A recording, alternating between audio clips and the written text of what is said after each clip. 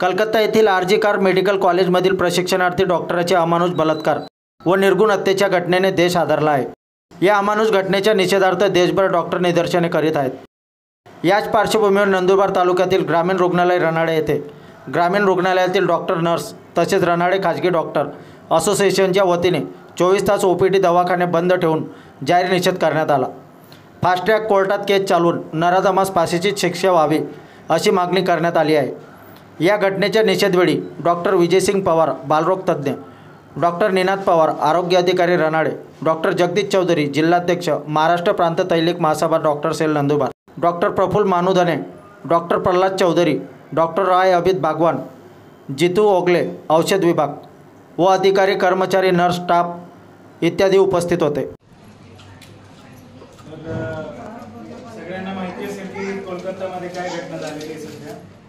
मागच्या काही दिवसांमध्ये सगळ्यांच्या कानावर पोहोचलीच असेल।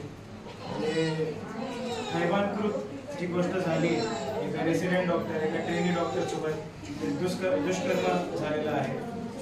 त्याच्या निषेधार्थ आज आपण इथे गोळा झालो आहोत आणि या निषेधातर्फे आपण सगळ्यांना हा संदेश पोहोचवतोय की ही जी पण गोष्ट झाली ती मान्य नाही, ती ह्युमॅनिटीच्या अगेन्स्ट आहे, ती सामान्य माणसाच्या जी सद्भावना आहे, जे विचार त्याच्या अगेन्स्ट आहे, जे आपल्या धार्मिक ग्रंथ झाला किंवा जे पण आपल्याला शिकवणूक भेटले, जे संस्कार आहेत त्याच्या विरुद्ध आहे ही गोष्ट आणि हे बिलकुल पण या समाजात मान्य केलं जाणार नाही। आणि एवढंच आम्हाला पाहिजे की ज्यांनी पण ही गोष्ट हे दुष्कर्म केले आहे या सगळ्यांना लवकरात लवकर शिक्षा मिळावी आणि या शिक्षा झाल्यानंतर एकच इच्छा आहे आमची की जे पण डॉक्टर्स आहेत, जे पण हेल्थ केअरमध्ये जे पण स्टाफ आहेत, त्यांची सिक्युरिटी वाढवण्यासाठी सरकारने काहीतरी पाऊल उचलावं।